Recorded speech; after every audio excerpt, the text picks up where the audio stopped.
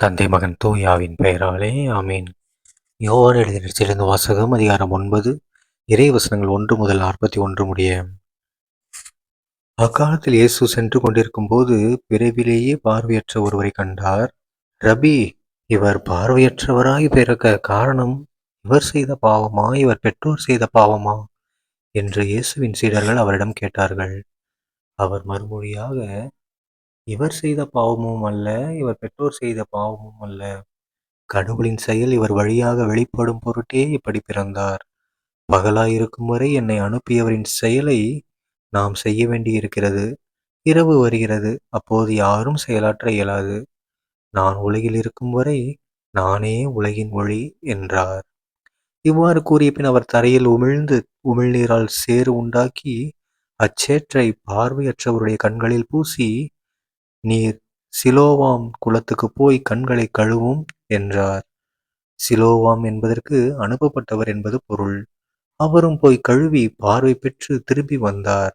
அக்கம் பக்கத்தாரும் அவர் பிச்சை எடுத்துக் கொண்டிருந்ததை முன்பு பார்த்திருந்தோரும், இங்கே அமர்ந்து பிச்சை எடுத்துக் கொண்டிருந்தவர் இவர் அல்லவா என்று பேசிக் கொண்டனர். சிலர் அவரே என்றனர். வேறு சிலர் அவரல்ல, அவரைப் போல் இவரும் இருக்கிறார் என்றனர். ஆனால் பார்வை பெற்றவர் நான் தான் அவன் என்றார். அவர்கள், உமக்கு எப்படி பார்வை கிடைத்தது என்று அவரிடம் கேட்டார்கள். அவர் அவர்களை பார்த்து, இயேசு எனப்படும் மனிதர் சேறு உண்டாக்கி என் கண்களில் பூசி, சிலோவாம் குளத்துக்கு போய் கண்களை கழுவும் என்றார். நானும் போய் கழுவினேன், பார்வை கிடைத்தது என்றார். அவர் எங்கே என்று அவர்கள் கேட்டார்கள். பார்வை பெற்றவர் எனக்கு தெரியாது என்றார். முன்பு பார்வையற்றவராயிருந்த அவரை அவர்கள் பரிசேயரிடம் கூட்டி வந்தார்கள். இயேசு சேறு உண்டாக்கி அவருக்கு பார்வை அளித்த நாள் ஓர் ஓய்வு நாள். எனவே எப்படி பார்வை பெற்றாய் என்னும் அதே கேள்வியை பரிசேயரும் கேட்டனர். அதற்கு அவர், இயேசு என் கண்களில் சேறு பூசினார், பின் நான் கண்களை கழுவினேன், இப்போது என்னால் பார்க்க முடிகிறது என்றார். பரிசேயருள் சிலர், ஓய்வு நாள் சட்டத்தை கடைபிடிக்காத இந்த ஆள் கடவுளிடமிருந்து வந்திருக்க முடியாது என்று பேசிக் கொண்டனர். ஆனால் வேறு சிலர், பாவியான ஒரு மனிதரால் இத்தகைய அரும் அடையாளங்களை செய்ய இயலுமா என கேட்டனர். இவ்வாறு அவர்களிடையே பிளவு ஏற்பட்டது. அவர்கள் பார்வையற்றிருந்தவரிடம், உனக்கு பார்வையளித்த அந்த ஆளை குறித்து நீ என்ன சொல்கிறாய் என்று மீண்டும் கேட்டனர். அவர் ஓர் இறைவாக்கினர் என்றார் பார்வை பெற்றவர்.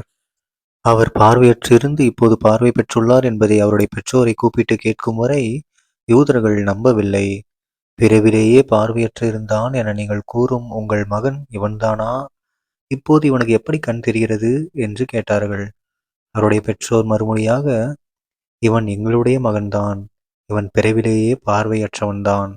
ஆனால் இப்போது எப்படி அவனுக்கு கண் தெரிகிறது என்பதோ, யார் அவனுக்கு பார்வை அளித்தார் என்பதோ எங்களுக்கு தெரியாது. அவனிடமே கேளுங்கள். அவன் வயது வந்தவன்தானே, நடந்ததை அவனே சொல்லட்டும் என்றனர். யூதர்களுக்கு அஞ்சியதால் தான் அவருடைய பெற்றோர் இப்படி கூறினர். ஏனெனில் இயேசுவை மெசியாவாக ஏற்றுக்கொள்ளும் எவரையும் தொழுகை கூட்டத்திலிருந்து விலக்கிவிட வேண்டும் என்று யூதர்கள் ஏற்கனவே தங்களிடையே உடன்பாடு செய்திருந்தார்கள்.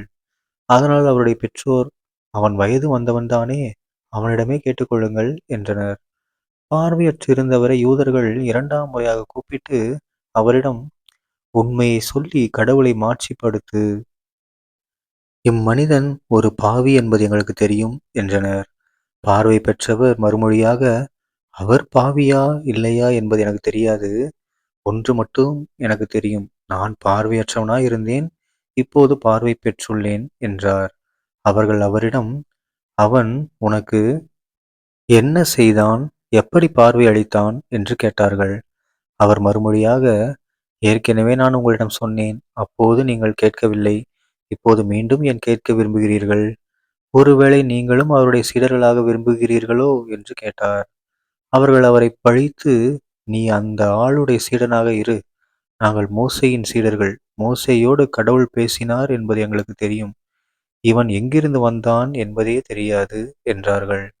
அதற்கு அவர், இது வியப்பாய் இல்லையா?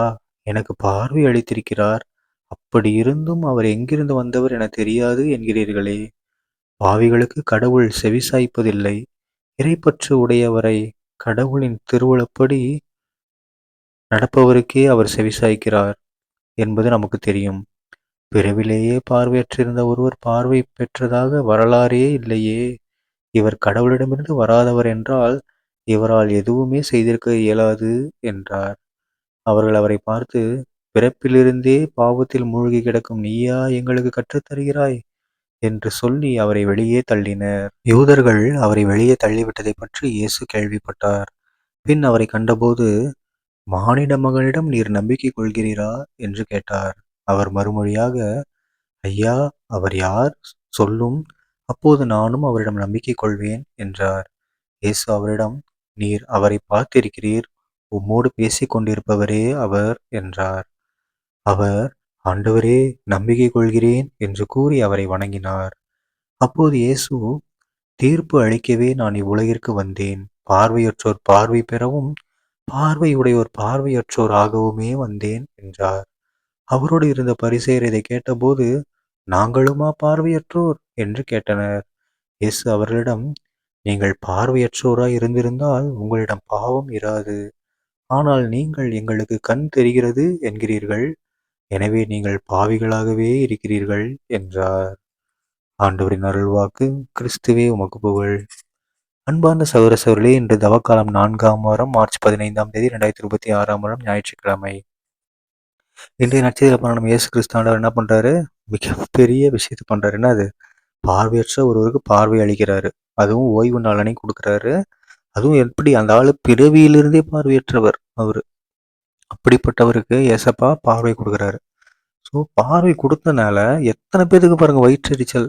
இவன் இப்படி பண்ணலாம், இது இப்படி பண்ணலாம், இவன் தப்பானவன், இவன் இப்படி பண்ணியிருக்கான், அப்படி பண்ணி இவன் ஒரு பாவியா இருந்திருக்கணும், அப்படி இப்படின்னு இது பண்றாங்க. ஆனா அந்த பார்வையற்றவர் என்ன சொல்றாரு? இல்ல, அவர் கண்டிப்பா அப்படி இருந்ததா பண்ணியிருக்க வாய்ப்பே இல்லைன்னு சொல்லி, அதாவது எந்த ஒரு நற்செய்தி எந்த ஒரு கடவுளுடைய நூல்களும் படிக்காத ஒருத்தர் சொல்றாரு. மறைநூல் அறிஞர்கள் அவ்வளோ படிச்சவங்க என்ன சொல்றாங்க? ஏன் அதை ஏத்துக்க மறுக்கிறாங்க? நினைச்சு பாருங்க. ஸோ அதுதான் ஏசப்பா ஒரு சொல்றாரு. என்னது?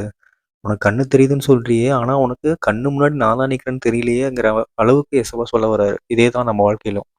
நம்ம வாழ்க்கையிலும் ஏசப்பா நமக்கு எவ்வளவோ நன்மைகள் செஞ்சிருப்பாரு. அப்பெல்லாம் நம்ம ஏசப்பாவை கண்டுக்க மாட்டோம். கண்ணு இருந்தோம். ஏதாவது கஷ்டம் வந்தா மட்டும் அவர் கண்டுக்கிறோம். ஸோ அதனால நம்மளையும் என்ன சொல்றாரு? நீ கண்ணு இல்லாதவன்றாரு. ஸோ நம்ம இனிமேலாவது ஏசப்பாவை எல்லா விஷயத்தையும் கண்டுகொள்வோம். அவரோடு வாழ நம்முடைய கண்களை திறப்போம். ஏசப்பாவை காண்போம். சரிங்களா? தந்தை மகன் தூயாவின் பெயராலே ஆமீன். இயேசுக்கே போல இயேசு நன்றி மரியே வாழ்க. இயேசுவின் ரத்தம் ஜெயம். ஹல்லேலூயா. Praise the Lord.